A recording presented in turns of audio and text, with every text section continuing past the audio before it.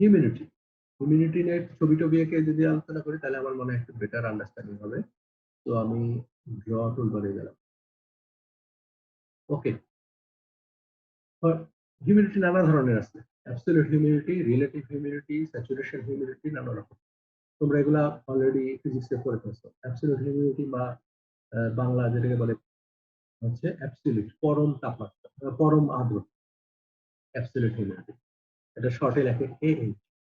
তারপরে আছে হচ্ছে স্যাচুরেশন হিউমিডিটি, এটাকে লেখে হচ্ছে ASH। Relative humidity RH। Relative হিউমিডিটির বাংলা হচ্ছে, বলতো বাংলা কি কেউ একজন? রিলেটিভ হিউমিডিটির বাংলা কি? আপেক্ষিক আর্দ্রতা। ওকে, এক্সিলেন্ট, আপেক্ষিক আর্দ্রতা। তোমরা এটা পড়ছো, ফিজিক্সে পড়ছো না এটা? রিলেটিভ হিউমিডিটি, আপেক্ষিক আর্দ্রতা। জি স্যার। আচ্ছা, ফাইন। সেটাই একটা আরেকটার সাথে সম্পর্ক কি, এটা কে কার উপরে নির্ভরশীল, সেই সমস্ত বিষয় নিয়ে আমরা জানবো। এখন অ্যাবসলিউট হিউমিডিটি হচ্ছে, আমি একটা এক্সাম্পল দিয়ে চেষ্টা করি। ধরো তোমার একটা রুম, তোমার রুমটা আঁকার চেষ্টা করি। ধরো তোমার রুমটা 10 ফিট বাই 10 ফিট বাই 10 ফিটের। তোমরা তো মিটারে শেখো, তাই না? তাহলে আমি মিটারে বলি, 3 মিটার বাই 3 মিটার বা 3 মিটারের একটা রুম। এটা হচ্ছে তোমার রুম। চারপাশে ওয়াল, কোনো জায়গায় জানলা আছে হয়তো। এটা হচ্ছে রুম। অ্যাবসলিউট হিউমিডিটি হলো একক ভলিউমের মধ্যে কি পরিমাণ জলীয় বাষ্প আছে, সেই পরিমাণটা মাপবে হচ্ছে গ্রামে, আর ভলিউমটা মাপবে হচ্ছে কিউবিক মিটারে। তার মানে তোমার এটা যদি 3 মিটার বাই 3 মিটার হয়, তাহলে তার মধ্যে কি পরিমাণ জলীয় বাষ্প আছে, গ্রাম পার কিউবিক মিটার। এখন আমি ধরে নিলাম, অনেক কিছু আমি এখন ধরে নিব, তো এটা 3 মিটার বাই এটাও 3 মিটার, হাইটও 3 মিটার, 10 ফিট মানে 3 মিটার। তাহলে এটা কত ঘন আছে? 3 ইন্টু 3 ইন্টু 3 কত হয়? 3 3 9, 3 9 27, 27 মিটার কিউব। এটা হচ্ছে তোমার রুমটার ভলিউম। আন্ডারস্ট্যান্ড? আমার মনে হয় বুঝতে পারছো। এখন আমি বললাম যে এই রুমটার মধ্যে মেপে টেপে দেখা গেল যে 500 গ্রাম জলীয় বাষ্প আছে। আমি 500 গ্রামটা না, আমি বললাম 1000 গ্রাম জলীয় বাষ্প। ওকে, তাহলে পার কিউবিক মিটারে কত আছে? 1000 ডিভাইডেড বাই 27, এত গ্রাম পার মিটার কিউব। আমার কথা বুঝতে পারছো? তার মানে তোমার রুমটাতে অ্যাবসলিউট হিউমিডিটি হবে 1000 ডিভাইডেড বাই 27। আমরা যদি এটা ক্যালকুলেট করি তাহলে কত হবে? একটু ক্যালকুলেটর দিয়ে ক্যালকুলেশন করি। 1000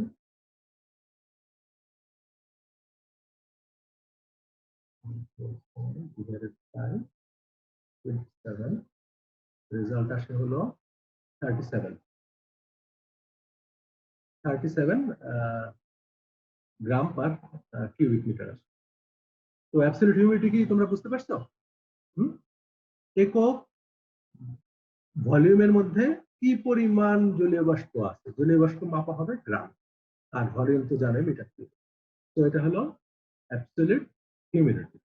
এবার আসো saturation humidity. What is called saturation humidity? Saturation মানে সম্পৃক্ত হওয়া। স্যাচুরেশন মানে সম্পৃক্ত হওয়া। স্যাচুরেটেড মানে হচ্ছে সম্পৃক্ত। তোমরা দ্রবণ পড়ছিল না? তোমরা ইন্টারমিডিয়েটে দ্রবণ পড়ে থাকছো, আমার যতদূর মনে হয় পড়ার কথা। দ্রবণ, সম্পৃক্ত দ্রবণ, অতিপৃক্ত দ্রবণ, এসব পড়ছো না? তো সম্পৃক্ত দ্রবণ হলো স্যাচুরেটেড দ্রবণ আর কি। এটা কি হবে? একটা গ্লাসের মধ্যে তুমি যখন চিনি মেশাও, সেই চিনিটা গুলে যায়, এবং তখন তুমি আরো আরেক চামচ চিনি ঢালো, আরেক চামচ চিনি ঢালো, ওই গ্লাসের চিনি আর তখন গলে না। তার মানে একটা সার্টেন পরিমাণ চিনি সে গলাতে পারে, তারপরে এক্সট্রা যে চিনিটুকু সেইটুকু তলানিতে জমে থাকে। তার মানে তখন আমরা বলি যে ওই পানিটা স্যাচুরেটেড বা সম্পৃক্ত হয়ে গেছে। এই পানিটার যা ক্যাপাসিটি ছিল, যতটুকু দ্রবণ গুলানোর বা গুলে যাওয়ার, সেই ক্যাপাসিটি পূরণ হয়ে গেছে, মানে ম্যাক্সিমাম চিনি গলে গেছে, আর সে গলাতে পারছে না। ঠিক আছে? একই ঘটনা এটা বাতাসের ক্ষেত্রে প্রযোজ্য।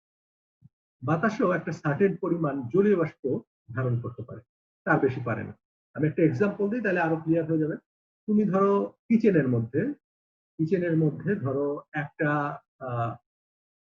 হাঁড়িতে পানি গরম দিছো এবং কিচেনের দরজা জানলা তুমি আটকাই দিচ্ছ এবং পানি গরম হলে এখান থেকে বাষ্প বের হবে, বাষ্প বেরোনোর পর একটা সার্টেন সময় পর দেখবা যে ওই গ্লাসের জানালার উপরে পানি বিন্দু বিন্দু জমতে থাকে। এই জমতে থাকার প্রক্রিয়াকে বলে আবার কনডেনসেশন।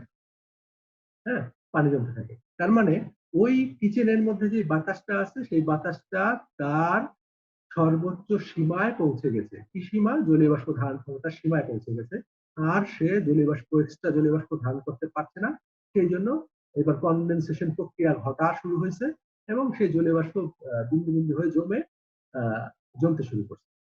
ঠিক আছে?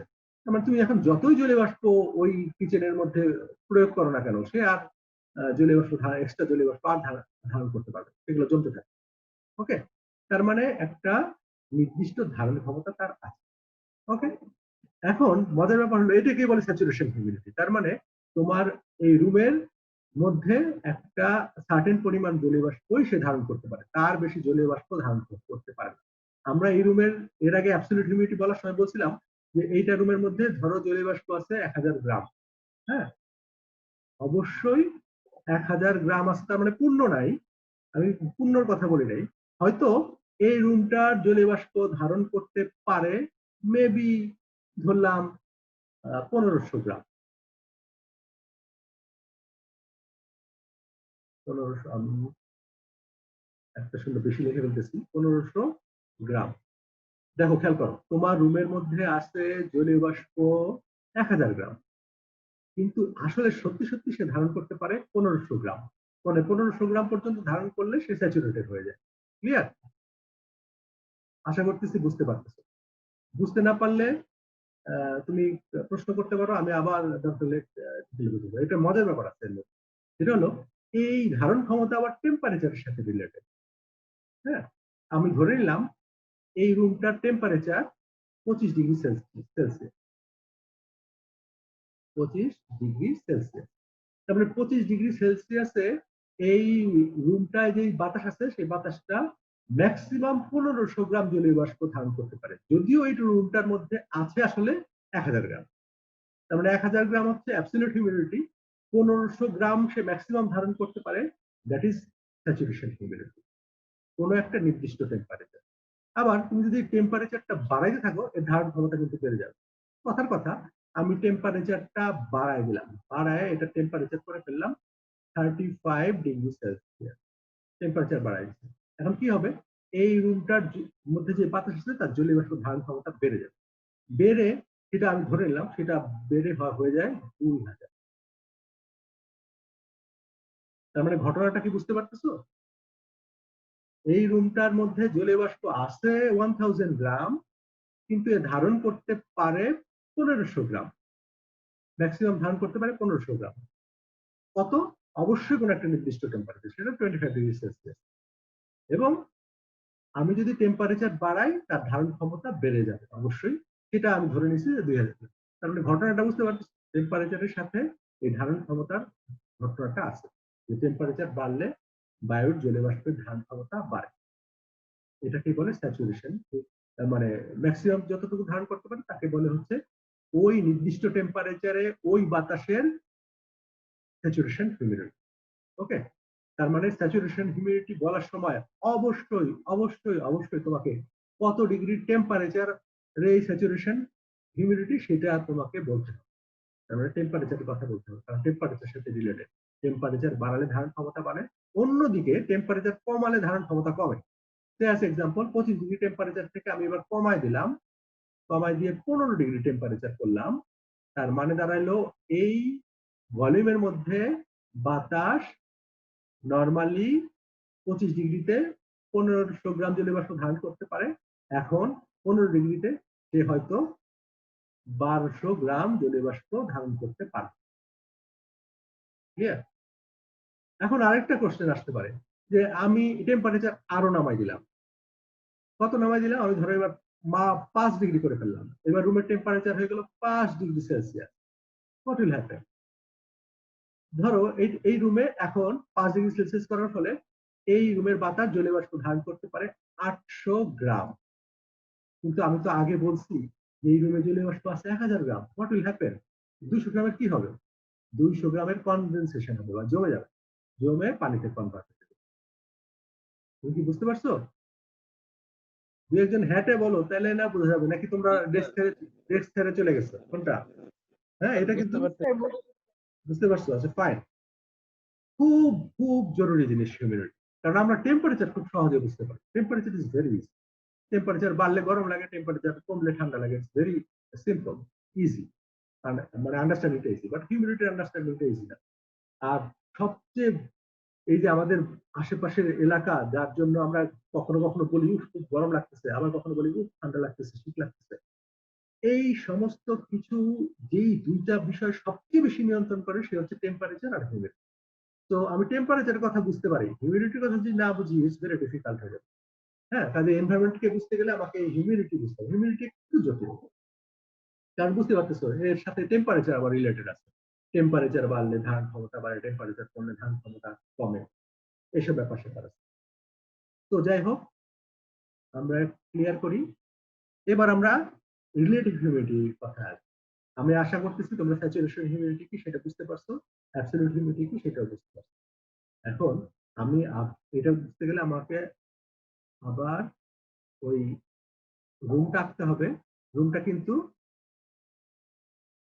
3 মিটার বাই 3 মিটার। আমার মাউসে আঁকা খুব ভালো যায় না আঁকা, তাড়াতাড়ি আঁকতে গেলেই উল্টা পাল্টা হয়। 3 মিটার বাই 3 মিটার বাই 3 মিটারের একটা রুম। সেখানে আমি ধরে নিলাম এই রুমের মধ্যে অ্যাবসলিউট হিউমিডিটি, আমি কথার কথা ধরে নিলাম অ্যাবসলিউট হিউমিডিটি হচ্ছে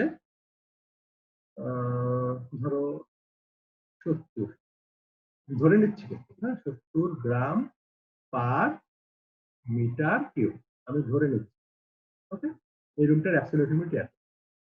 এই রুমটার মধ্যে স্যাচুরেশন হিউমিডিটি মানে পার কিউবিক মিটারে জলীয় বাষ্প ধারণ করতে পারে কিন্তু আরো বেশি, সেটা ধরে নিলাম আমি 120 গ্রাম পার মিটার কিউব। তাহলে আমার বুঝো অ্যাবসলিউট হিউমিডিটি এই রুমটার মধ্যে 3 মিটার বাই 3 মিটার রুমটার মধ্যে অবশ্যই আমি একটা টেম্পারেচার ফিক্স করে এই রুমটার টেম্পারেচার ধরলাম 25 ডিগ্রি সেলসিয়াস, যেহেতু টেম্পারেচারের সাথে স্যাচুরেশন হিউমিডিটি রিলেটেড, বা টেম্পারেচারের সাথে কিন্তু absolute humidity related, saturation humidity related. তো খেয়াল করো, এই রুমটার মধ্যে অ্যাবসলিউট হিউমিডিটি মানে 70 গ্রাম জলীয় বাষ্প বাস্তবে আছে।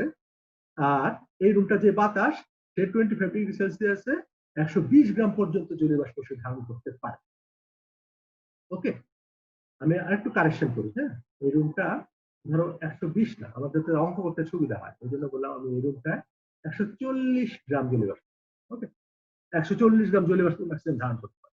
এখন আমরা সংজ্ঞায় আসো, what is called relative humidity. Relative humidity হচ্ছে absolute relative humidity, relative humidity equal to absolute humidity divided by saturation humidity.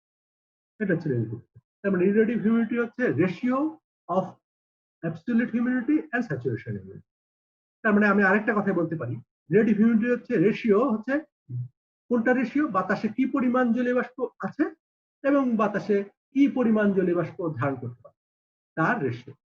আমি আবার বলি, অ্যাবসলিউট হিউমিডিটি হচ্ছে বাতাসে কি পরিমাণ জলীয় বাষ্প আছে ডিভাইডেড বাই বাতাস কি পরিমাণ জলীয় বাষ্প ধারণ করতে পারে, তাকে বলে রিলেটিভ হিউমিডিটি। তার মানে absolute humidity divided by saturation humidity equal to relative humidity. যেহেতু এটাকে পার্সেন্টেজে প্রকাশ করা হয়, সেই জন্য এটাকে 100 দিয়ে গুণ দেওয়া হয়। 100 দিয়ে গুণ দিলে পার্সেন্টেজে প্রকাশ করা হয়।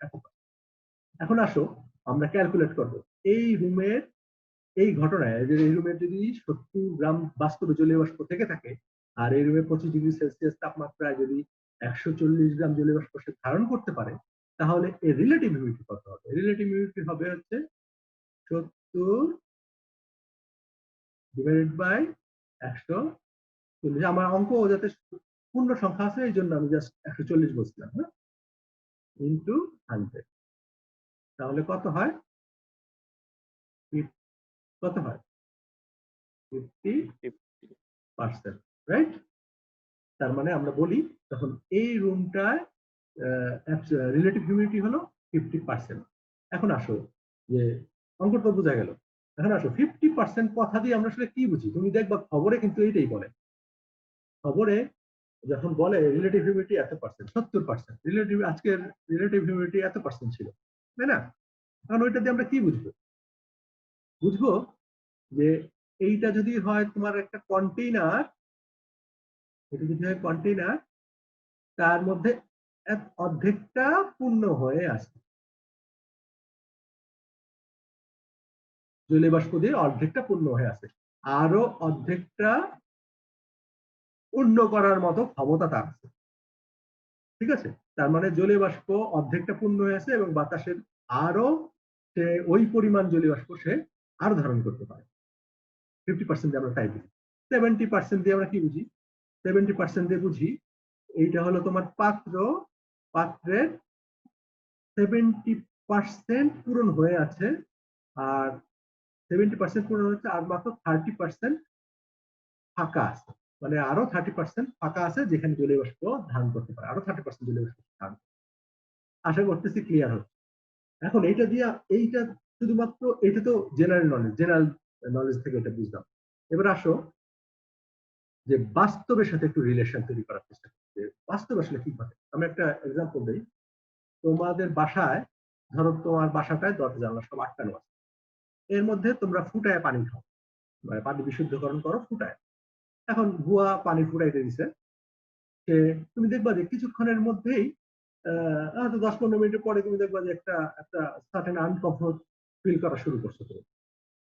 কিন্তু ঘরে ঘরে কিন্তু টেম্পারেচার বাড়ে নাই, খুব একটা টেম্পারেচার বাড়ে নাই। হ্যাঁ, হয়তো এক সামান্য কিছু টেম্পারেচার বাড়তে পারে। বাড়ছে কে? হিউমিডিটি বেড়ে গেছে, রাইট? বাতাসে জলীয় বাষ্পের পরিমাণ বেড়ে গেছে, যার ফলে রিলেটিভ হিউমিডিটিও বেড়ে গেছে। ঠিক কিনা? বুঝতে পারছো? রিলেটিভ হিউমিডিটি বেড়ে গেছে, যার ফলে তুমি গরম অনুভব করো, তুমি একটা আনকমফোর্টেবল, গরম বলবো না, তুমি আনকমফোর্ট সিচুয়েশন ফেস করা শুরু করে দিচ্ছ। তুমি কি, কেউ কি এক্সপ্লেন করতে পারে কেন এই আনকমফোর্টেবল সিচুয়েশনটা ফেস করছো এরকম একটা ঘটনায়?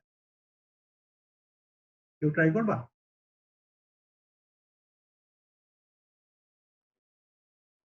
স্যার আর্দ্রতা বেড়ে গেছে। হ্যাঁ, আর্দ্রতা বেড়ে গেছে, তাতে তাতে আমি কেন, তুমি কি আগে আগে এগ্রি করো যে হ্যাঁ মাঝে মাঝে আমি এরকম ঘটনা ফেস করছি এবং তখন আমি জি স্যার।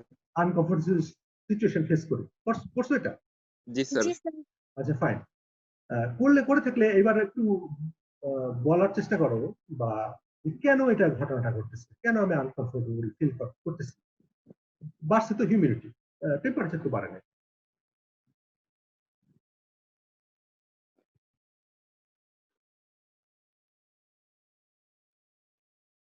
আচ্ছা ঠিক আছে, এইটা অ্যাডভান্স নলেজ, আমরা এটা হয়তো চ্যাপ্টার নাম্বার 6 এ শিখবো, চ্যাপ্টার নাম্বার 6 এ। তবে আমি একটু হিন্ট দিয়ে দিই তোমাকে যে আসলে কেন ঘটনাটা ঘটে, যেহেতু হিউমিডিটির প্রসঙ্গ আসছে এই জন্য বলতেছি।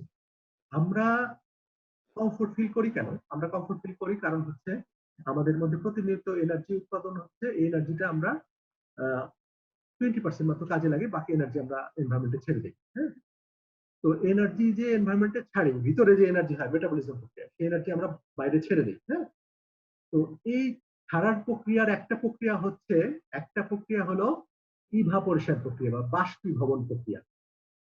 আমাদের গা থেকে পানি বেরোবে, পানি বাষ্পে পরিণত হবে, বাষ্পে পরিণত হলে সার্টেন পরিমাণ হিট সে নিয়ে যাবে, এটাকে বলে ল্যাটেন্ট হিট। আমরা এই বিষয়ে যাব না, এত জটিলে যাব না, চ্যাপ্টার নাম্বার 6 এ আমরা পড়ব। এখন ঘটনা ইভাপোরেশন, এই যে ইভাপোরেশন প্রক্রিয়া, আমি তাপ ছাড়তেছি, এখন বাতাসে যখন হিউমিডিটির পরিমাণ বেড়ে যায় তখন এই ইভাপোরেশন প্রক্রিয়া আমি আর তাপ ছাড়তে পারি না। হ্যাঁ, ইভাপোরেশন প্রক্রিয়াটা স্তব্ধ হয়ে যায়, তাপ ছাড়তে পারি না, যার ফলে আমি ডিসকমফোর্ট ফিল করি। আমি একটা সামান্য জেনারেল নলেজ, তুমি যদি এখন না বুঝে থাকো ক্ষতি নেই, বাট ঘটনাটা বুঝো যে হিউমিডিটি বেড়ে যাওয়া মানে হলো বাতাসের ক্যাপাসিটি কমে যাওয়া, মানে রিলেটিভ হিউমিডিটি বেড়ে যাওয়া মানে বাতাসের ক্যাপাসিটি কমে যাওয়া। কোন জায়গায় relative humidity 100%, what does it mean? কি মিন করে? মিন করে ওইখানের বাতাস আর নতুন জলীয় বাষ্প ধারণ করার মতো ক্ষমতা তার আর নাই। ঠিক আছে, এরকম একটা সিচুয়েশনে যদি তুমি যতই পানি গরম করে জলীয় বাষ্প তৈরি করো না কেন, ওই বাতাস আর সেই জলীয় বাষ্প ক্যারি করতে পারবে না, ওটা কনডেনসেশন প্রক্রিয়া, ওটা জমতে শুরু করবে। ঠিক আছে, ওরকম একটা জায়গায় তুমি যদি কাপড় শুকাইতে দাও, ওরকম একটা জায়গায় যদি তুমি কাপড় শুকাতে দাও, কাপড়ও শুকাবে না, কারণ এই কাপড় তো বাতাস থেকে জলীয় বাষ্প বের হবে, তো জলীয় বাষ্প তার ধারণ করতে পারছে না, কাজে বাতাস থেকে জলীয় বাষ্প বের হবে না, তো কাপড়ও শুকাবে না। তো আমি একটু প্র্যাকটিক্যাল সিচুয়েশনের সাথে রিলেট করার চেষ্টা করছি হিউমিডিটির ব্যাপারে, কারণ হিউমিডিটিটা ক্লিয়ার কনসেপ্ট থাকতে হবে। তো তাহলে তুমি অনেক কিছু চিন্তা করতে পারবে যে কখন গরম হচ্ছে, কখন কেমন ফিল করতেছো, এই ব্যাপারগুলো তুমি নিজে নিজেই ডিসিশন নিতে পারবে যে এই কারণে এটা ফিল করছে, এই কারণে এটা ফিল করছে, সব বুঝতে পারবা। এই জন্য ক্লাইমেট পড়াটা খুব জরুরি, কারণ আমরা তো আসলে স্পেস ডিজাইন করি কার জন্য? মানুষের জন্য, এবং মানুষ আমাদের প্রধান কাজ হচ্ছে কমফোর্টেবল স্পেস ডিজাইন করা, অবশ্যই ইন অ্যান ইকোনমিক্যাল ওয়ে। হ্যাঁ, এনার্জি খরচ না করে, আমাদের প্রধান কাজ এনার্জি খরচ না করে একটা কমফোর্টেবল স্পেস তৈরি করা। ঠিক আছে, সেটা করতে গেলে তুমি এনভায়রনমেন্টের কোন কারণে কি হচ্ছে এটা তোমাকে গেস করতে পারার ক্ষমতাটা থাকতে হবে, এবং সেই অনুযায়ী তুমি এনভায়রনমেন্টের চেঞ্জটা আনতে পারবে। ঠিক আছে, তো আসো, অ্যাবসলিউট হিউমিডিটি কি ক্লিয়ার হয়েছে মোটামুটি? হ্যাঁ, জি স্যার। তাহলে হ্যাঁ, আমার স্যার। একটা, আচ্ছা ফাইন, তাহলে আমার একটা কোশ্চেন আছে। কোশ্চেনটা হলো, বাতাসে, ধরো কোশ্চেনটা, টেম্পারেচার যদি আমি বাড়াই দিই, ধরো এই এনভায়রনমেন্টের এখানে আমরা ক্যালকুলেশন করে বাইর করছি কত, 50% রিলেটিভ হিউমিডিটি আছে, এখানকার ক্যালকুলেশন করে এটা বাইর করছি, তাই না? Relative humidity equal two 50%। এখন আমার প্রশ্ন হলো, আমি যদি এখানকার টেম্পারেচার বাড়াই দেই, বাড়াই দিয়ে টেম্পারেচারটা 35 ডিগ্রি করে দেই, তাহলে আমি টেম্পারেচার বাড়াই দিছি এরকমটা, তাহলে আমার প্রশ্ন হলো রিলেটিভ হিউমিডিটি কমবে না বাড়বে? রিলেটিভ হিউমিডিটির মান ছিল 25 ডিগ্রি সেলসিয়াসে ছিল 50%, এখন আমি টেম্পারেচার বাড়াই দিলাম 35 ডিগ্রি সেলসিয়াস। এখন আমার প্রশ্ন হলো রিলেটিভ হিউমিডিটির এই মানটা কি অপরিবর্তিত থাকবে না কমবে না বাড়বে? মেবি অপরিবর্তিত থাকবে। আচ্ছা, আর কেউ? স্যার কমে যাবে। আচ্ছা, একজন বলছে কমে যাবে, আরেকজন বলছে অপরিবর্তিত থাকবে। আর কেউ কি পার্টিসিপেট করতে চাও? আর বাকিরা কি বুঝে নাই? হ্যাঁ,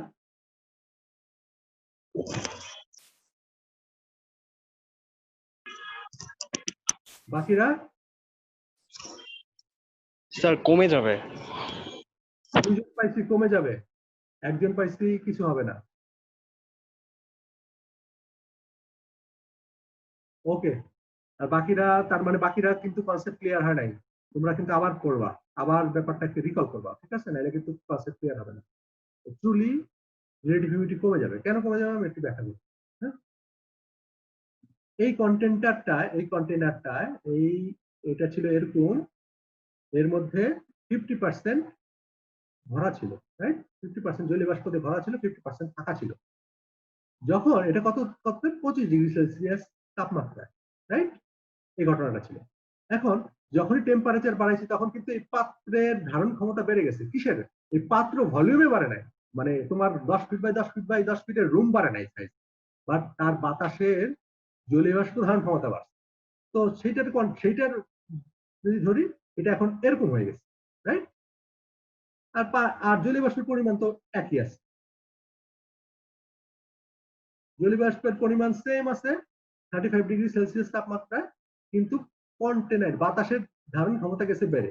আগে এইটুকু ফাঁকা ছিল, এখন ফাঁকা হয়ে গেছে এতখানি। আমার কথা বুঝতে পারতেছো? তার মানে কি হলো, এখন এইখানকার হিসাব যদি বলি, এইটাতে যদি থাকে 50% রিলেটিভ হিউমিডিটি, মানে 50% ভরা 50% খালি, টেম্পারেচার বাড়ার পর কি এখানে 50% ভরা আছে মনে হচ্ছে না কমে গেছে? বুঝতে পারতেছো না? জি স্যার কমে গেছে আরো। তার মানে রিলেটিভ হিউমিডিটি ডিক্রিজ করে টেম্পারেচারের সাথে, রিলেটিভ হিউমিডিটি লেস দেন 50%। নাও কত পার্সেন্ট হয়েছে এটা তো আমি বলতে পারতেছি না, কারণ এটা তাহলে আমাদেরকে বলতে হবে যে 35 ডিগ্রি টেম্পারেচার অ্যাবসলিউট হিউমিডিটি কত, 30 ডিগ্রি টেম্পারেচারে অ্যাবসলিউট হিউমিডিটি তো সেম, স্যাচুরেশন পয়েন্ট কোন জায়গায় যায় পৌঁছাইছে। ক্লিয়ার? আমার মনে হচ্ছে কেন জানি অনেকে এটা বুঝতে পারছে না, কনফিডেন্টলি অনেকে বলতে পারছে না, কারণ আমি জানি এই জিনিসটা। বুঝতে পেরেছি। বুঝতে পারছো? Good, very good. যে বুঝতে পারছো জি, সে স্যার। কিন্তু ভেরি গুড। এবং এইটুকু বলে রাখি যে এটা কিন্তু 2 দিন পরে তুমি ভুলে যাবে। 2 দিন এখন মনে হচ্ছে তুমি বুঝতে পারছো, 2 দিন পরে তুমি ভুলে যাবে। তো বেটার এটা যদি তুমি একটু মাথার মধ্যে চর্চার মধ্যে রাখো। সে এক্সাম্পল কিভাবে চর্চার মধ্যে রাখবা, জাস্ট তুমি কোন একটা এনভায়রনমেন্টে গেছো, ফিল করার চেষ্টা করো যে হিউমিডিটি কি অবস্থায় আছে। হিউমিডিটি টেম্পারেচার বাড়ে তাহলে কি হবে। রান্নাঘরের মধ্যে যায় দেখো, পানি যারা দেখো, পানি গরম করে ফুটায় দেখো যে কি ঘটনা ঘটে। হুম? তো তুমি তখন ক্লিয়ার হবা, যখন এটা চর্চার মধ্যে থাকবা তখন ক্লিয়ার হবা, আরে এই কারণে এই ঘটনা ঘটছে, এই কারণে এই ঘটনা ঘটছে, অ্যাবসলিউট হিউমিডিটি বাড়তেছে, অ্যাবসলিউট হিউমিডিটি কমতেছে। ওকে, তো যাই হোক, এটা হচ্ছে রিলেটিভ হিউমিডিটি, অ্যাবসলিউট হিউমিডিটি এবং স্যাচুরেশন হিউমিডিটির সম্পর্ক এবং তাদের ডেফিনিশন। আরেকটা কথা বলে রাখি, আর্কিটেকচারে সাধারণত, আর্কিটেকচার বা ক্লাইমেটোলজিতে আমরা সাধারণত এই মেথডটা ফলো করি, এই ইকুয়েশন ফলো করি, এই যে ইকুয়েশন ফলো করি। হ্যাঁ, এর যে সূক্ষ্ম ক্যালকুলেশন করতে গেলে তোমাকে আরো জটিল সমীকরণে যেতে হবে, সেটা আমাদের প্রয়োজন নাই, সেটা সাধারণত ফিজিক্সে এটা ব্যবহার করা হয়, আরো জটিল সমীকরণ ব্যবহার করা হয়। তো ক্লাইমেটের জন্য ইটস গুড, এটাই এনাফ, এই সমীকরণটাই ভালো এবং এটাই যথেষ্ট। তো যাই হোক, আমরা নেক্সট স্লাইডে যাই। আমি ধরে নিচ্ছি তোমরা বুঝতে পারছো। প্লিজ যদি না বুঝো তাহলে আমাকে বলো, তাহলে আমি আবার এটাকে আবার বলবো। এরপর আসতেছে যন্ত্রর নাম। যন্ত্র, হিউমিডিটি মাপার যন্ত্রকে বলে হচ্ছে হাইগ্রোমিটার। তোমরা ইন্টারমিডিয়েটে বা এইচএসসি লেভেলে এইটা তোমাদের ফিজিক্সের ল্যাবে দেয়ালে ঝুলানো ছিল। ঠিক আছে? তোমরা কি দেখতে পাচ্ছ এই যন্ত্রটা, হলুদ রঙের যে যন্ত্রটা ছবি, তোমরা কি দেখতে পাও স্লাইডে? না স্যার, না না, স্যার, দেখা স্যার। যায় না। দেখা যায় না? তাহলে এই ছবিতে ঢেকে গেছে সম্ভবত। এক মিনিট, হ্যাঁ স্যার। এবার জি দেখো স্যার, ছবি। দেখা আচ্ছা, তো এই যন্ত্রটা কি চেনা চেনা লাগে তোমাদের? দুইটা থার্মোমিটার বসানো, এরকম একটা হলুদ রঙের জায়গায় লাল রং হইতে পারে, ডাজন্ট ম্যাটার। প্লাস্টিকের একটা ইয়া, দুইটা থার্মোমিটার বসানো, খেয়াল করে দেখো যন্ত্রটা। এবং যন্ত্রটার এই যে এখানে যেখানে পারদ থাকে বা অ্যালকোহল থাকে, হোয়াট এভার, যে থার্মোমিটারই হোক, অ্যালকোহল থার্মোমিটার বা মার্কারি থার্মোমিটার যাই হোক না কেন, এইটার মধ্যে একটা কাপড় পেঁচানো থাকে। সেই কাপড়ের অপর প্রান্ত, এটা একটা প্লাস্টিকের কন্টেনার, মানে প্লাস্টিকের একটা কন্টেনার, তার মধ্যে পানি ভরা, আর কিচ্ছু না, এটা একটা পানি ভরা প্লাস্টিকের কন্টেনার। এই যে কাপড় পেঁচানো আছে, কাপড় পেঁচানোর অপর প্রান্তটা পানির মধ্যে চুবানো। সিম্পল একটা যন্ত্র। ঠিক আছে? এখন আমাকে বলো, এই যন্ত্রটা কি তোমরা দেখছো দুই একজন? না স্যার। এই আমরা কত বছর আগে ফিজিক্সে পড়াশোনা করছি, মানে ইন্টারমিডিয়েট, তখনই তো আমাদের এই যন্ত্র ছিল। তো তোমাদের আধুনিক হয়েছে এখন, তোমাদের ল্যাবে এই যন্ত্র ছিল না কলেজে? স্যার এইটা পাইনি। স্যার, আমাদের এই পরীক্ষাটা ছিল না, হিউমিডিটি ব্যাপার স্যাপার ছিল না, স্যার না ল্যাবে স্যার, ছিল না। ল্যাবে ছিল না এই টপিকটা। কিন্তু হিউমিডিটি পড়ছো, হিউমিডিটি ডেফিনিশন পড়ছো। হ্যাঁ, হিউমিডিটি চ্যাপ্টারটা ছিল, কিন্তু এটা নিউটনের হয় না আপনাদের। আচ্ছা, এই যন্ত্রটা, আচ্ছা ঠিক আছে, এই যন্ত্রটা জানা লাগবে না, এই যন্ত্রটার সাথে এখনই পরিচিত হও এবং এই যন্ত্রটা কিভাবে কাজ করে সেটা একটু দেখো, খুব মজার জিনিস। তুমি যদি আগের ব্যাপারগুলো বুঝো তাহলে এটাও মাস্ট বুঝবে। দুইটা থার্মোমিটার আছে, একটা থার্মোমিটারের মধ্যে একটা কাপড় পেঁচানো আছে। আমি যদি থার্মোমিটারটা এঁকে বুঝাই, ওটা যদি বুঝতে কষ্ট হয়, এই হচ্ছে সেই থার্মোমিটারটা। থার্মোমিটারের এখানে পারদ আছে, এটা হচ্ছে পারদ, এটা হচ্ছে থার্মোমিটার। ওকে, এই থার্মোমিটারের পারদের গায়ের মধ্যে এরকম কাপড় পেঁচানো আছে, সেই কাপড়ের অপর প্রান্ত একটা কন্টেইনারের মধ্যে, পানি ডুবানো কন্টেইনারের মধ্যে চুবানো আছে। এরকম একটা সিচুয়েশন। তার মানে কি হবে, কাপড় যেহেতু পানি শুষে না, তাহলে এটা কাপড়টা ভিজে যাবে না নাকি? কাপড়ের অপর প্রান্ত যেহেতু পানিতে চুবানো আছে, সেহেতু কাপড়টা, কটনের কাপড় ধরে নিলাম আমরা, সেই কাপড়টা ভিজে যাবে এবং সেটা তার মানে ভিজা ন্যাকড়া দিয়ে আসলে আমি পারদটাকে মোড়ায় রাখছি, কিন্তু পারদটাকে সরাসরি পানির মধ্যে রাখি না, কিন্তু মাইন্ডেড, পারদটাকে কিন্তু সরাসরি পানির মধ্যে রাখি নাই, ন্যাকড়া রাখছি একটা কাপড় পেঁচানো দিয়ে রাখছি। ওকে, ভেজা কাপড় দিয়ে পেঁচানো, বাট নট পানিতে ডুবানো। হুম, পানিতে ডুবানো হলে কি হবে, সে পানির টেম্পারেচার কত সেটা বলবে। যেমন এই এই থার্মোমিটারটা কি বলো, এই থার্মোমিটারটা কোনো কিছু নেই, জাস্ট এয়ারে রাখা, তার মানে এই থার্মোমিটারটা এয়ার টেম্পারেচার বলবে। তুমি যদি ঘরের মধ্যে থার্মোমিটার ঝুলায় রাখো, সেই থার্মোমিটারে যে রিডিংটা আসে সেটা আসলে এয়ার টেম্পারেচার, মানে বাতাসে কত ডিগ্রি টেম্পারেচার। ওকে, এখন আমার প্রশ্ন হলো, আরেকটা থার্মোমিটার আছে সেখানে কাপড় দিয়ে পেঁচানো আছে, সেই থার্মোমিটার আর এই থার্মোমিটারের রিডিং কি সেম হবে নাকি তারতম্য হবে? কে বলতে পারো? স্যার তারতম্য হবে। আচ্ছা ফাইন, তারতম্য হবে বলছি, তারতম্য হবে বলেই দুইটা থার্মোমিটার আছে, ফাইন। এই থার্মোমিটারটার নাম দিলাম এ, আর ডান দিকের থার্মোমিটারটার নাম দিলাম বি। এখন আমার প্রশ্ন হলো, কার টেম্পারেচার অপেক্ষাকৃত কম দেখাবে? আর পানিতে যেটা আছে, পানির মধ্যে কিন্তু নাই, ভেজা পানির কাপড়। মধ্যে না, কাপড় কাপড় থেকে যেটা ভিজানো ওইটার কম আসবে। আচ্ছা, তাহলে ওটা কম আসবে, আমি মেনে নিলাম। এখন আমার কোশ্চেন, প্রত্যেকটা জিনিস আমাদের কারণ জানতে হবে কেন। তো আমাকে বলো যে কেন তুমি ধারণা করতেছো যে এটা কম আসবে? স্যার যেটা বায়ুতে আছে সেটা হচ্ছে বায়ুর তাপমাত্রা শো করবে, কিন্তু যেটা মানে কাপড় দিয়ে ভিজানো আছে ওইটা হচ্ছে হিউমিডিটি শো করবে, কতটুকু কমে গেল, মানে ওই আমার রুমের প্রশ্ন, কতটুকু হিউমিডিটি আছে। হ্যাঁ কিন্তু আমার প্রশ্ন হচ্ছে, এই তাপ, এই থার্মোমিটারটা যে টেম্পারেচার কম দেখাবে, কেন কম দেখাবে? স্যার এটা হচ্ছে গিয়ে পানি, এই যে ভিজা ন্যাকড়া যেহেতু, এটা অবশ্যই বাতাসে যে থার্মোমিটারটা ছিল তার থেকে আরো বেশি কুল থাকবে, আচ্ছা এর ফাইন, জন্য তোমার এটা কম দেখাবে। তাহলে এটা একটা ভুল ধারণা হতে পারে। আমি একটা ঘটনা আঁকতেছি, তোমরা এটা একটু এক্সপ্লেন করবা। একটা টেবিলের উপরে আমি এক গ্লাস পানি রাখলাম। ওকে, পানি রাখলাম। ওকে, এইখানে বাতাস, এটার মধ্যে পানি, বাতাসের টেম্পারেচার 25 ডিগ্রি সেলসিয়াস।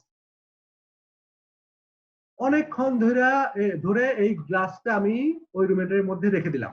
এখন আমার প্রশ্ন হলো, এই পানির টেম্পারেচার কত হবে বলে তুমি মনে করো? অনেকক্ষণ ধরে রেখে দিলে স্যার একই হয়ে যাবে। ওকে, তার মানে পানির টেম্পারেচার এনভায়রনমেন্টের মধ্যে যদি আমি রেখে দিই, ইকুয়াল হবে 25 ডিগ্রি সেলসিয়াস, রাইট? তাই যদি হয়, তাহলে এই যে কাপড় পেঁচানো, এটার টেম্পারেচার কম হবে কেন?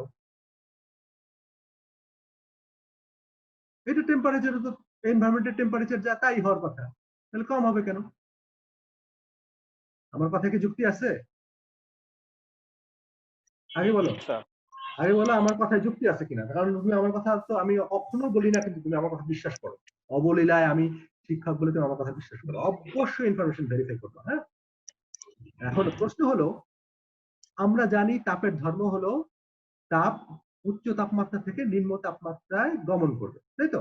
কাজে আমি একটা গ্লাস, ঠান্ডা গ্লাসে যদি অনেক ঠান্ডা ফ্রিজ থেকে বের করা যদি পানি ঢেলে দেই, রেখে দেই, তাহলে একটা সার্টেন সময় পর এই দুইটার টেম্পারেচার, মানে এইখানকার টেম্পারেচার এবং এখানকার টেম্পারেচার ইকুয়াল হয়ে যাবে, যেহেতু তাপের ধর্মই হচ্ছে বেশি টেম্পারেচারের এলাকা থেকে তাপ কম কম টেম্পারেচারের এলাকায় ঢুকতে থাকে। তার মানে এখান থেকে তাপ ঢুকবে, এইখান থেকে ঢুকবে, ঢুকে ঢুকে এটা ইকুয়াল বানায় ফেলবে, তাই তো?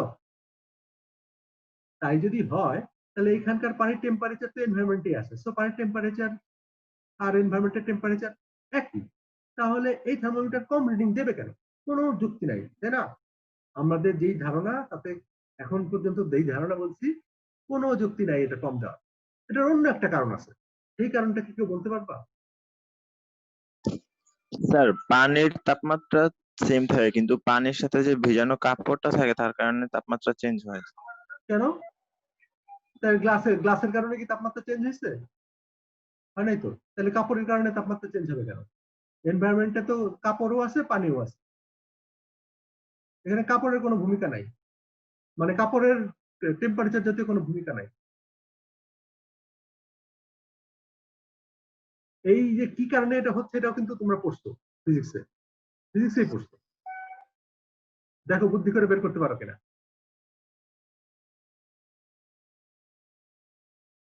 দু একজন ট্রাই করবা নাকি বলে দিব?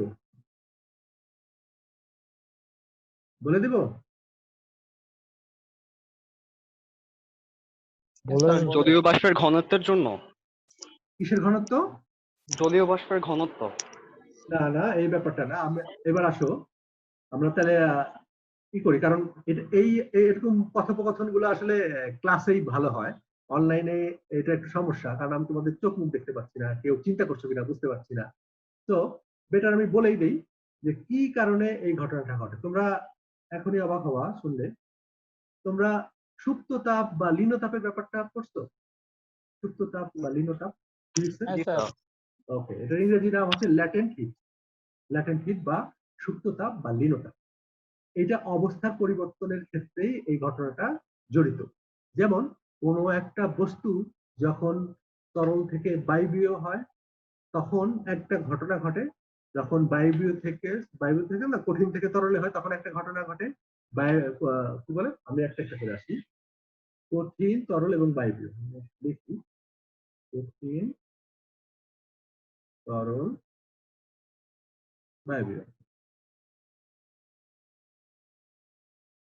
বায়বীয় কঠিন থেকে যখন কোনো একটা বস্তু তরলে পরিণত হয় তখন একটা ঘটনা ঘটে, তরল থেকে কোনো বস্তু যখন বায়বীয়তে পরিণত হয় তখন একটা ঘটনা ঘটে, বায়বীয় থেকে যখন তরলে পরিণত হয় তখন একটা ঘটনা ঘটে, তরল থেকে কঠিনে পরিণত হয় তখন একটা ঘটনা। এখন আসো কি ঘটনা। যখন পানি দিয়ে উদাহরণ দিই তাহলে বেটার আন্ডারস্ট্যান্ডিং হবে। পানি যখন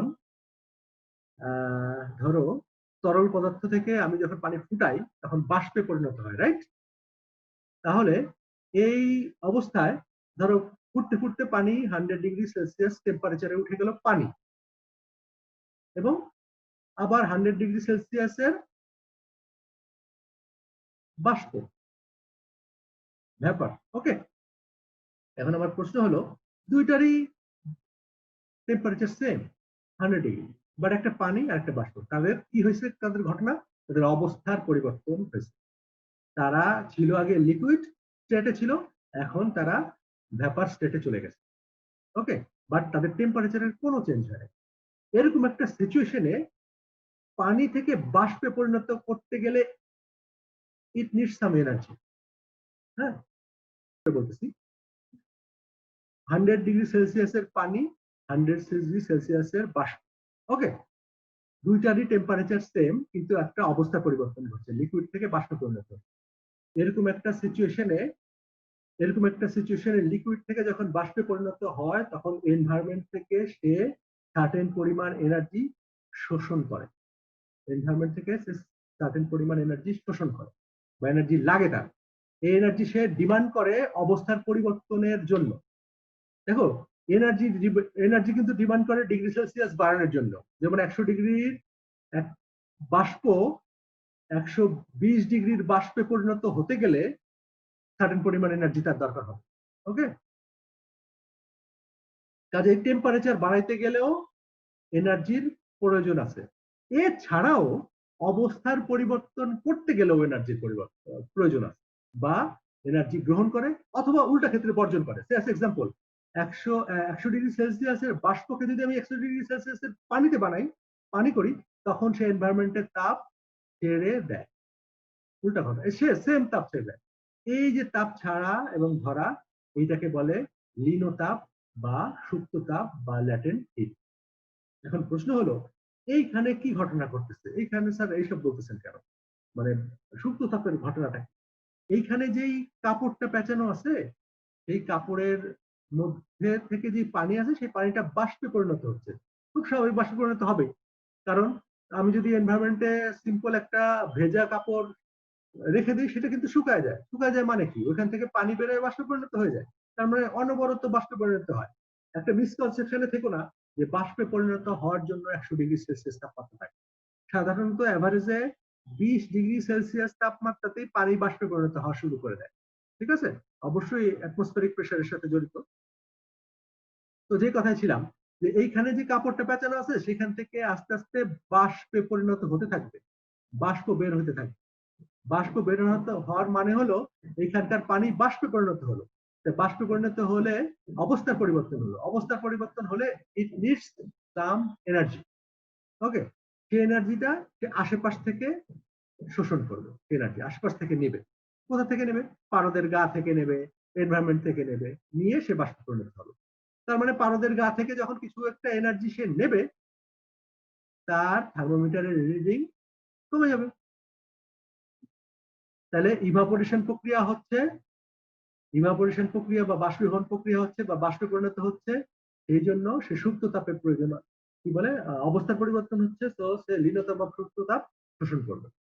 ক্লিয়ার? এরকম যদি অপোজিট ঘটনা হতো, এরকম যে বাষ্পকে পানিতে কনভার্ট করছি, তাহলে কিন্তু সে এনার্জি বর্জন করত। ঠিক আছে, এখন এনার্জি সে গ্রহণ করছে। এটা কি ক্লিয়ার হচ্ছে সবার? হ্যাঁ, জি স্যার। তাহলে আমার আরেকটা কোশ্চেন আছে, সেটা হলো কখন এই দুইটার থার্মোমিটারের টেম্পারেচারের রিডিং একই হবে? কখন একই হবে? যখন আর পানি থাকবে না। যখন আর পানি থাকবে না মানে?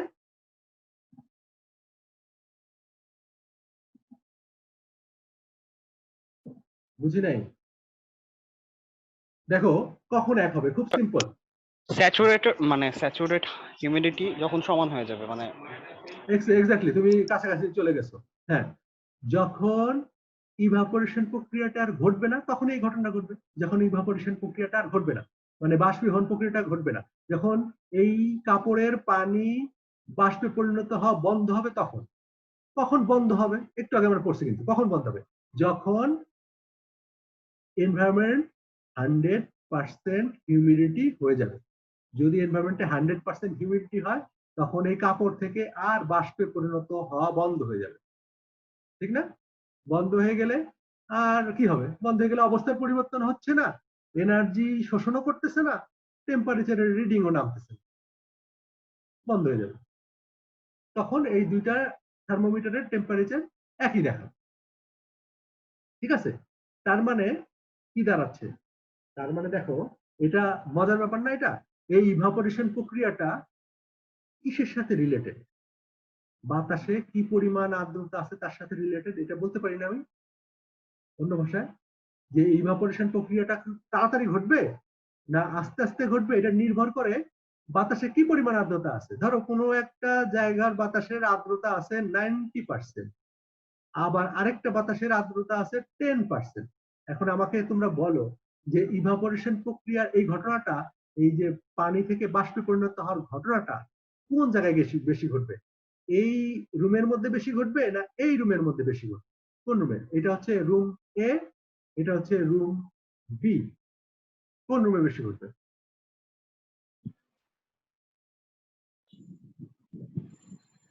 দু একজন বলো। স্যার রুম এ তে মোস্ট প্রবাবলি। মোস্ট প্রবাবলি কেন? কনফিডেন্টলি বলবো অবশ্যই রুম এতে ঘটবে। কারণ হলো, হ্যাঁ রুম এ স্যার। হ্যাঁ, এ 90% ফাঁকা আছে, 90% আরো গ্রহণ করার ক্যাপাসিটি আছে, আর এর বাকি আছে মাত্র 10% ক্যাপাসিটি গ্রহণ করার। তার মানে এ অলরেডি প্রায় স্যাচুরেশন পয়েন্টে পৌঁছে গেছে, আর মাত্র 10 হলে স্যাচুরেশন পয়েন্টে পৌঁছে যায়। এর লাগে আর 10 হইতে, স্যাচুরেশন পয়েন্টে পৌঁছাতে লাগে 10, আর এর স্যাচুরেশন পয়েন্টে পৌঁছাতে লাগবে 90। মানে এর অনেক ফাঁকা, অনেক জায়গা ফাঁকা রয়েছে। কাজেই এরকম একটা এনভায়রনমেন্টে ইভাপোরেশন প্রক্রিয়া হবে ত্বরান্বিত। তাহলে দেখো এবার এই যন্ত্রটা, এই থার্মোমিটারের দুই টেম্পারেচারের পার্থক্যের উপর নির্ভর করে, দেখো এখানে যদি এই এই এই কি বলে এই হাইগ্রোমিটারটাকে তুমি যদি এইখানে রাখো, তাহলে খুব দ্রুততার সাথে বাষ্পীভবন প্রক্রিয়া হবে, তাই না? আবার এই হাইগ্রোমিটারকে যদি এইখানে রাখো, তাহলে খুব আস্তে আস্তে পানি বাষ্পে পরিণত হবে।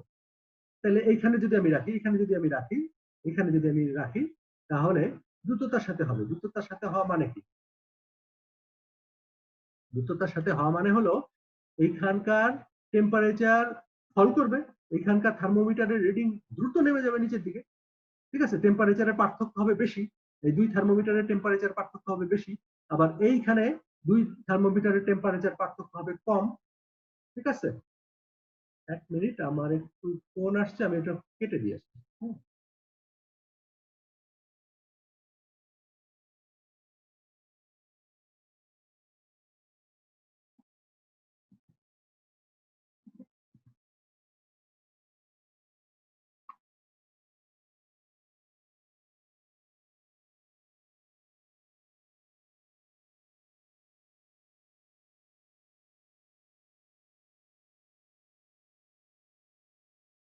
ওকে, তোমরা কি আমার স্ক্রিন দেখতে পাচ্ছ? স্ক্রিন? জি স্যার। ওকে, ফাইন। আচ্ছা, যেটা বলতেছিলাম সেটা হচ্ছে এই ব্যাপারটা কি তোমরা ধরতে পারছো? এই দুইটা রুমের ক্ষেত্রে যেটা বললাম, তার মানে কি এইখানে এইখানে কি ঘটনা ঘটতেছে আর এখানে কি ঘটনা ঘটছে। এখানে যদি এই যন্ত্রটা রাখি তাহলে এইখানে বাষ্পীভবন প্রক্রিয়াটা দ্রুত হবে, এই দুই থার্মোমিটারের টেম্পারেচারের পার্থক্য বেশি হবে, আর এইখানে যদি রাখি দুই টেম্পারেচারের পার্থক্য কম হবে। এখন আসো, এই যে দুই টেম্পারেচারের দুই ডাটা, এই যে দুই রিডিংটা নিলাম, এই দুই টেম্পারেচারের রিডিং নিয়ে এরকম একটা চার্ট আছে, এটাকে বলে সাইক্রোমেট্রিক চার্ট।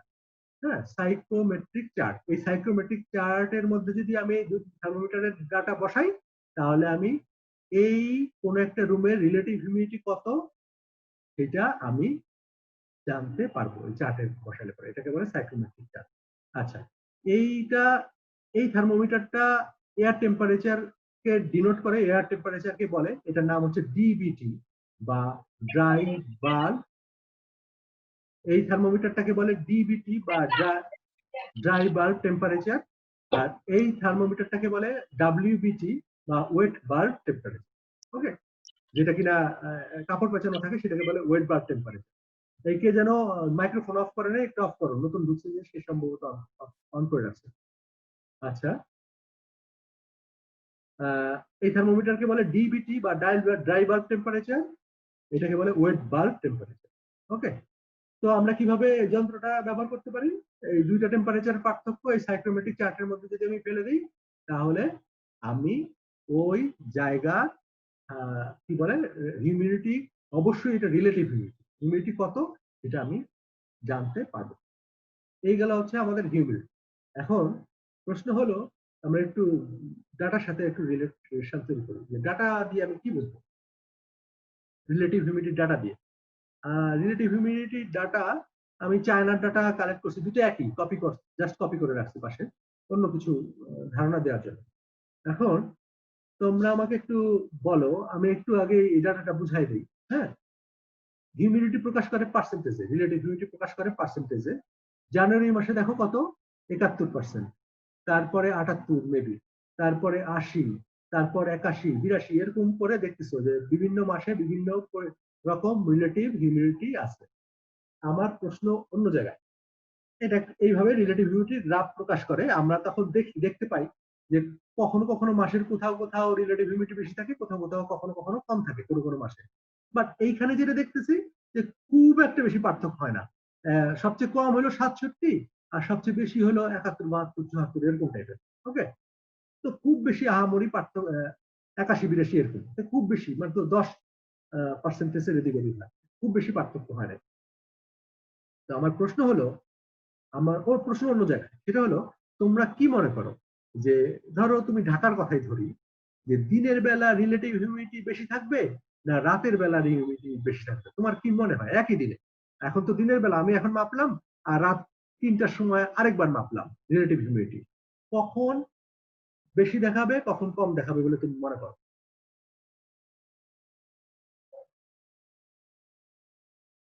কে উত্তর স্যার দিবা? রাতে বেশি দেখাবে। আচ্ছা, কেন বেশি দেখাবে বলে তুমি মনে করো? রাতে রিলেটিভ হিউমিডিটি কেন বেশি দেখাবে? তখন টেম্পারেচারটা কম থাকবে। এক্সিলেন্ট, এটাই। তার মানে আমরা আগের গুলো বুঝছি। তার মানে রাতের বেলা সাধারণত টেম্পারেচারটা একটু কম থাকে, যেহেতু সূর্য থাকে না, টেম্পারেচার এনার্জি সোর্স নাই, তো টেম্পারেচার সামান্য হলেও কমবে। হ্যাঁ, রাতের বেলায় কম থাকা, টেম্পারেচার কম মানে এর ধারণ ক্ষমতা কমে যাবে। ধারণ ক্ষমতা কমে যায়, তুমি কি বলছো? উত্তর দিচ্ছ কি, রিলেটিভ হিউমিডিটি বাড়বে না কমবে রাতে? আবার একটু বলো। দিনের বেলা আসো, ডে টাইমে, এটা হচ্ছে ডে, এটা হচ্ছে নাইট। নাইটে কি হবে? নাইটে পাত্রটা একটু বড় হয়ে যাবে না? কারণ ডে টেম্পারেচার ধরো ছিল 30°C, নাইটের টেম্পারেচার তো কমছে, কিছু তো কমছে, তাহলে এটা হলো ধরলাম 35°C। তার মানে কন্টেনারের সাইজ বেড়ে যাবে। তার মানে আগে যদি বাতাসে জলীয় বাষ্প এইটুকু থাকে, এখনো এইটুকু, কিন্তু ফাঁকা জায়গা বেশি। তার মানে রাতে রাতে কি হবে, রিলেটিভ হিউমিডিটি কি হবে? বেশি হবে স্যার। আবার দেখো, পাত্রটা দেখে বোঝার চেষ্টা করো। এই যে পাত্র, এটা হচ্ছে কি পরিমাণ জলীয় বাষ্প সে ধারণ করতে পারে সেই পাত্র, ভলিউম না। হ্যাঁ, দিনের বেলা 30 ডিগ্রি টেম্পারেচার ছিল, দিনের বেলায় সে তখন এই পরিমাণ জলীয় বাষ্প ধারণ করছে, এতখানি ফাঁকা। রাতের বেলায় টেম্পারেচার গেছে কমে, তার ফলে কি হবে, ধারণ ক্ষমতা কি হবে, কমবে না বাড়বে, আগে তাই বলো দেখি কে বুঝতে পারে। আমি অনেককে কনফিউজ। বাড়বে কমবে ধারণ তাহলে তাহলে আমার ছবিটা কি ঠিক আছে? না স্যার, ভুল আছে স্যার। হ্যাঁ, তা বলতেছো না কেন ভুল আছে? তার মানে ছবি ভুল, তার মানে ছবি ভুল আছে। আসলে ধারণ ক্ষমতা কমবে, তার মানে এখন পাত্র হয়ে যাবে ছোট, রাইট? আর পরিমাণ তো একই আছে, পরিমাণ জলীয় বাষ্পের পরিমাণ ধরো সমানই আছে, তাহলে কন্টেনারটা হয়ে যাবে ছোট। তাহলে রিলেটিভ হিউমিডিটি কি হবে, বাড়বে না কমবে? বাড়বে স্যার। রিলেটিভ হিউমিডিটি বেড়ে যাবে। ক্লিয়ার? তার মানে টেম্পারেচার কমলে রিলেটিভ হিউমিডিটি বাড়ে, টেম্পারেচার বাড়লে রিলেটিভ হিউমিডিটি কমে। মনে থাকবে এটা, মুখস্থ করে না প্লিজ। হ্যাঁ, এটা কিন্তু বুঝে বলতে হবে, এইটা সব সময় তোমার কাজে লাগবে। টেম্পারেচার বাড়লে রিলেটিভ হিউমিডিটি কমে যাবে, টেম্পারেচার কমলে রিলেটিভ হিউমিডিটি বেড়ে যাবে। তার মানে রাতে রিলেটিভ হিউমিডিটি অপেক্ষাকৃত বেড়ে যাওয়ার কথা না হিসাবে রাতে, তার মানে আসলে আমরা এইটা দিয়ে আসলে অনেক কিছু বুঝি না। এটার চেয়ে ভালো ডাটা হলো দিনের হিউমিডিটি ছিল এত, রাতের হিউমিডিটি ছিল এত, এইভাবে প্রকাশ করাটা বেটার। দিনের এই ফেব্রুয়ারি মাসে দিনের হিউমিডিটি ছিল এত, রাতের হিউমিডিটি ছিল এত, এইভাবে প্রকাশ করলে বেটার আন্ডারস্ট্যান্ডিং হয় এটার চেয়ে। তারপরও আরেকটা ব্যাপার, যে হিউমিডিটি বেশি থাকলে আমি কি কি বুঝতে পারি, তোমরা একটু গেস করতে পারবা, কেউ অ্যান্সার দিবা যে হিউমিডিটি বেশি থাকলে আমি কি গেস করতে পারি, এখানকার কি ঘটনা ঘটবে, আমি কি ফিল করবো, কমফোর্টেবল, কমফোর্টের কথা যদি বলি কি ফিল করবো? ধরো কোনো জায়গার হিউমিডিটি 90% আছে, হ্যাঁ, সেখানকার টেম্পারেচারও বেশ গরম পড়ছে, 35 ডিগ্রি সেলসিয়াস টেম্পারেচার, আমি কেমন ফিল করবো?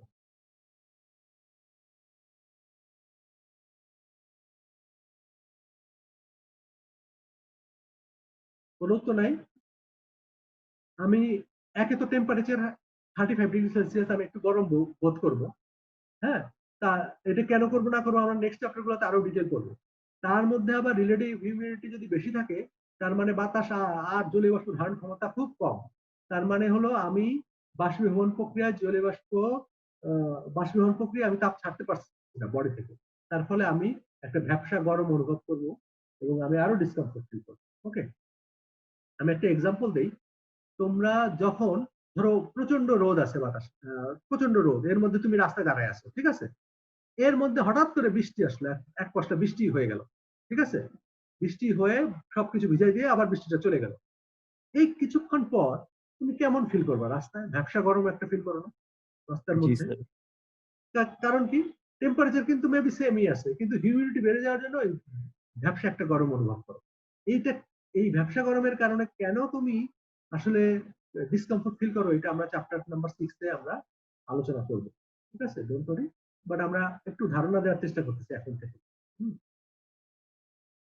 আর কোন জায়গায় যদি হিউমিডিটি খুব কম থাকে, তাহলে আমি বুঝতে পারি যে সেইখানকার আমার ত্বক ফেটে যাবে সেখানে, ঠিক আছে। শীতকালে আমাদের কিন্তু এই ঘটনা ঘটে, হিউমিডিটি কম থাকে, বাতাসে আর্দ্রতা কমে যায়, জলীয় বাষ্প কমে যায়, যার ফলে আমাদের ত্বক ফেটে যায়, ঠিক আছে। আরেকটা উদাহরণ দেই, আরেকটা মজার উদাহরণ দেই, এটা হচ্ছে ওই যে দেশগুলাতে, মরুভূমির দেশগুলাতে, মনে করো সৌদি আরবে। সৌদি আরবে কি ঘটনা ঘটে, আমি যখন রাস্তায় বের হব, কেন সৌদি আরবের মানুষ কি খালি গায়ে ঘুরে বেড়ায় না বেশ রাগ ঢাক করে কাপড় টাপড় দিয়ে আল খাল্লা করে ঢেকে ঘুরে বেড়ায়, বলো তো দেখি? স্যার ঢেকে ঘুরে বেড়ায়। দেখো চিন্তা করো, ওইখানে কিন্তু গরম, টেম্পারেচার হাই, তারপরে ঢেকে ঘুরে বেড়ায় কেন বলো তো দেখি? স্যার রোদটা গায়ে লাগে। নট এক্স্যাক্টলি, কারণ ওইখানে জলীয় বাষ্পের পরিমাণ বাতাসে এত কম যে একজন মানুষ খুব দ্রুত পরিমাণ পানি বা গা থেকে বেরোয় যায়। মানে আমাদের এখানে তো ঘাম শুকায় না, কারণ জলীয় বাষ্প বাতাসে থাকে, সেজন্য ঘাম কিন্তু জমতে থাকে গায়ের মধ্যে, তাই না? কারণ বাতাস জলীয় বাষ্প, এক্সট্রা জলীয় বাষ্প ক্যারি করার সামর্থ্য নাই, ঠিক আছে। ওইখানে কি হয়, ওইখানে জলীয় বাষ্পের পরিমাণ এত কম যে হু হু করে একজন মানুষ পানি হারাতে থাকে। এখন পানি যাতে না হারায় সেই কারণে এই জব্বা টাইপের ড্রেস পরে থাকে যাতে কিনা বডি বেশি পরিমাণ জলীয় বাষ্প না হারায়, কারণ পানি শূন্য হয়ে গেলে কিন্তু ডিহাইড্রেশনে মানুষ খুব কুইকলি মারা যায়। হ্যাঁ, তো সেটা ঠেকানোর জন্য এই জাতীয় ড্রেস পরে থাকে গরমের মধ্যে। ঠিক আছে, তো এটা গেল আমরা প্র্যাকটিক্যাল সিচুয়েশনের কথা আনার চেষ্টা করি।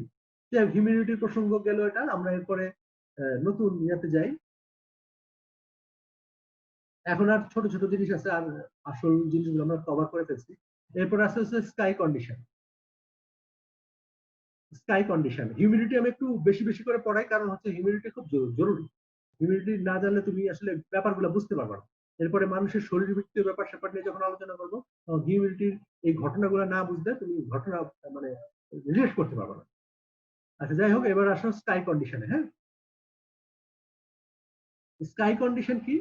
স্কাই কন্ডিশন হচ্ছে আকাশে কি পরিমাণ মেঘ আছে তাই। সাধারণত দিনের বেলায়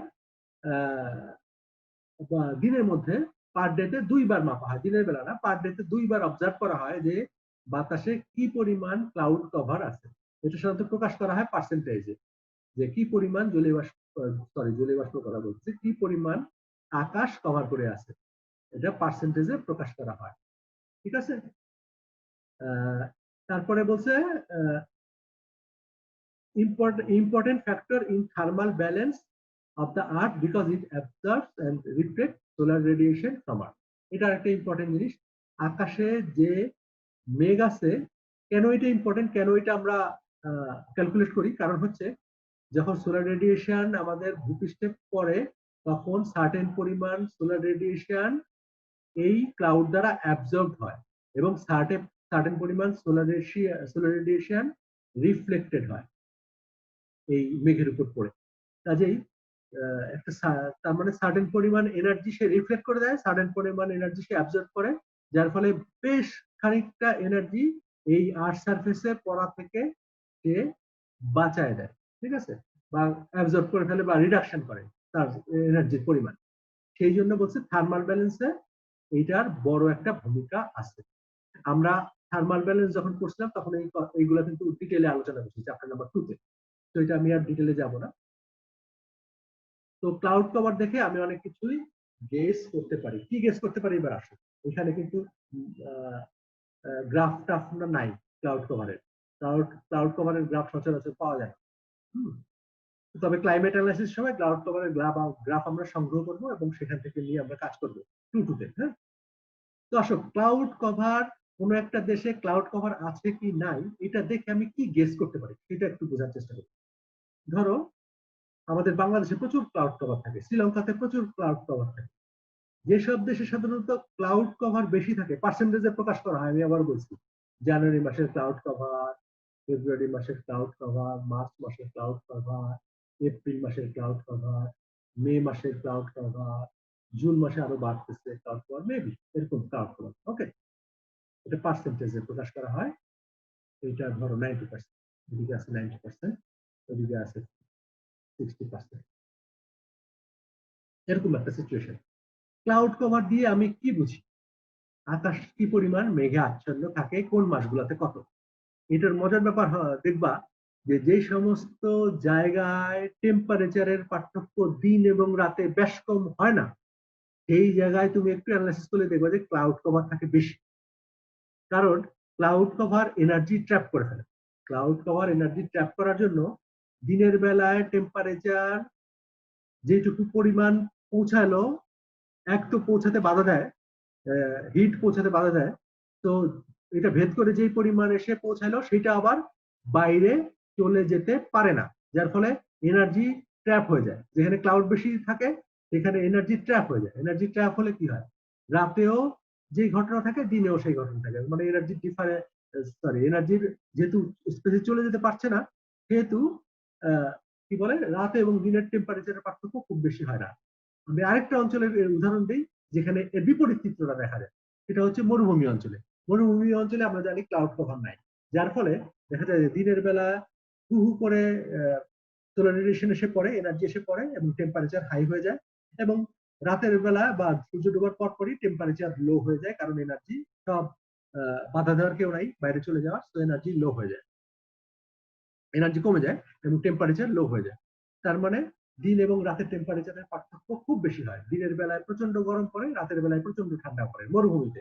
অথচ আমাদের মতো জায়গায় যেখানে মেঘাচ্ছন্ন থাকে সেখানে দিনের বেলার টেম্পারেচার এবং রাতের বেলার টেম্পারেচার অবশ্যই পার্থক্য হয়, বাট নট নোটিসেবল। হয়তো দিনের বেলায় 35 ডিগ্রি, রাতের বেলায় 30 ডিগ্রি, এরকম পার্থক্য হয়।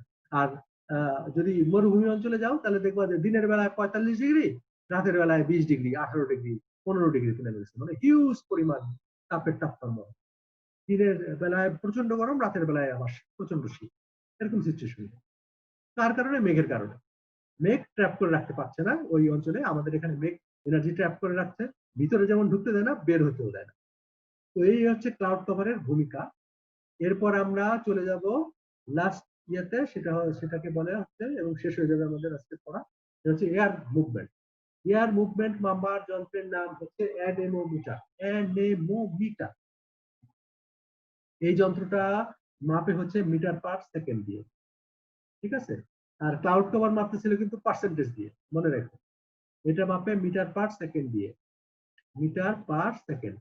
সাধারণত আমরা ল্যাবে যেটা ব্যবহার করি মিটার পার সেকেন্ড। আবার দমকা সহ ঝড়ো হাওয়া বয়ে যেতে পারে, এই সমস্ত খবরে বলে না আবহাওয়া অফিসে। যখন ঝড় বাদলের ব্যাপার থাকে তখন বলি আমরা কিলোমিটার পার আওয়ারে, এত কিলোমিটার পার। তখন আর মিটার পার সেকেন্ড বললে আমরা বুঝি না, বরং এইটা বললে ভালো বুঝি যে 100 কিলোমিটার বেগে দমকা হাওয়া বয়ে যেতে পারে, এই ধরনের খবরে বলে। যাই হোক, অ্যানেমোমিটার দিয়ে মাপা হয়। অ্যানেমোমিটার দুই ধরনের হয়, একটা খেয়াল করো, এটাকে এই যে কাপের মতো দেখতেছো, কাপ বা পেয়ালার মতো, এটাকে বলে কাপ টাইপ অ্যানেমোমিটার। কাপের মতো, কাপ টাইপ অ্যানেমোমিটার। এটা রেখে দিলে এদিক থেকে বাতাস প্রবাহিত হলে এরকম করে ঘুরতে থাকে। এখন যত জোরে ঘুরে তত আমরা বুঝি যে বাতাসের গতিবেগ বেশি, যত আস্তে ঘুরে আমরা বুঝি যে বাতাসের গতিবেগ কম। তো it is called cup type anemometer. অ্যানেমোমিটার।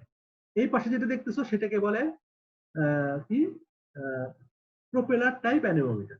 Propeller কি? প্রোপেলার এইটাকে বলে প্রোপেলার। প্রোপেলার হচ্ছে পাখার মতো যেটা থাকে।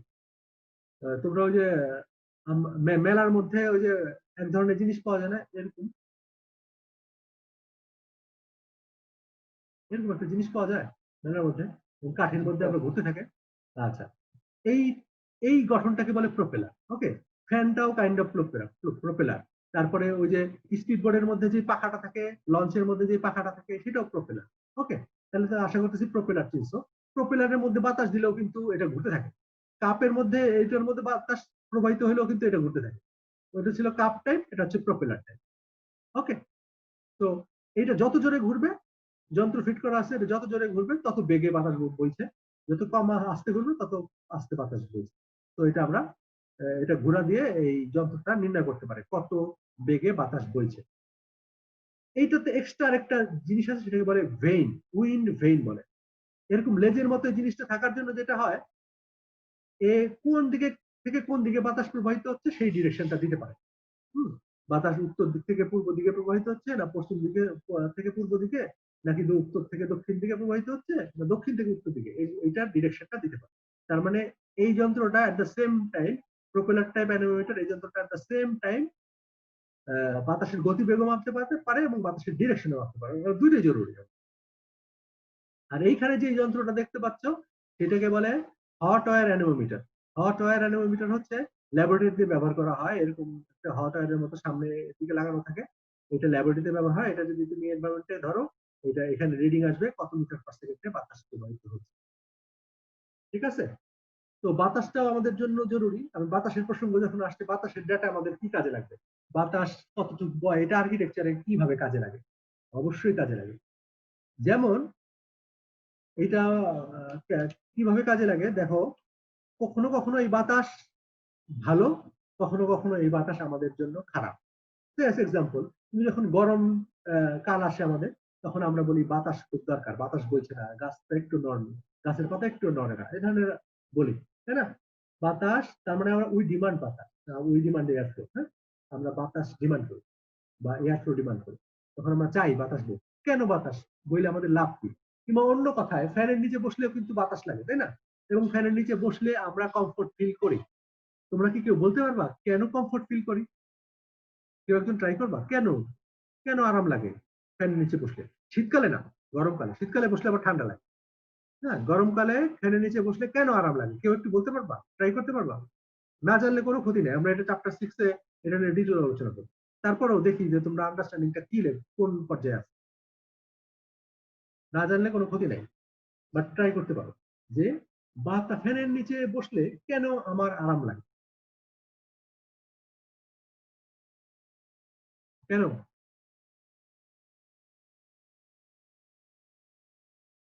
আচ্ছা, আমার ধারণা এখন এটা গেস করতে পারছো না, কিন্তু আরাম লাগে এটা জানো, অবশ্যই জানো এটা আরাম লাগে, যে এটা ফিল করতে পারো। কেন আরাম লাগে? কারণ হলো আমার আমার আমি বললাম না একটু আগে যে আমরা ইভাপোরেশন প্রক্রিয়ায় বডি থেকে তাপ ছাড়ি। হ্যাঁ, তো বডি থেকে যখন ইভাপোরেশন প্রক্রিয়ায় তাপ ছাড়ি, তার মানে আমার গা থেকে পানি বাষ্পে পরিণত হচ্ছে। পানি বাষ্পে পরিণত হয়ে বাষ্পগুলো আমার স্কিনের চারপাশে কিন্তু ঘোরাঘুরি করে।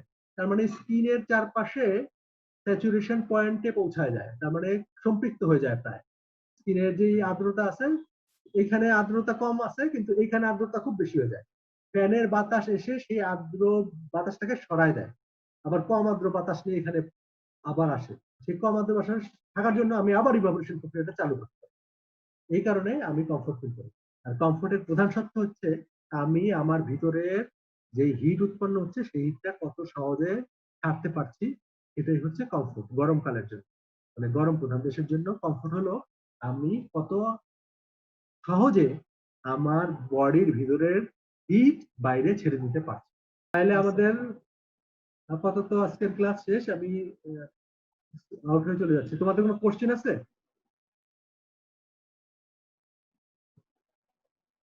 না স্যার। তাহলে আমি স্টপ শেয়ারিং বন্ধ করে দিলাম আপাতত। আমি তাহলে এন্ড করে দিলাম, ঠিক আছে? ওকে, বাই বাই।